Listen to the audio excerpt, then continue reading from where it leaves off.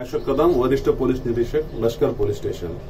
या आठवड्यामध्ये एटीएम मध्ये आपल्या एटीएम कार्डची इन्फॉर्मेशन चोरून, त्याचा पासवर्ड चोरून नवीन एटीएम कार्ड कसं बनवलं जाते असाच एक प्रकार आमच्या हातीत घडलेला आहे, ते तुम्हाला दाखवतो। या ठिकाणी आपल्याला एटीएम मध्ये दिसेल की हा कार्ड इन्सर्ट करण्याचा पार्ट आहे। या ठिकाणी एक एक्स्ट्रा भाग लावलेला आहे।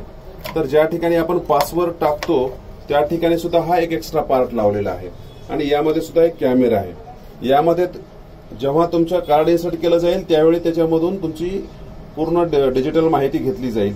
तर यामध्ये या कॅमेऱ्याच्या मार्फत तुमचा पासवर्ड चोरला जाईल।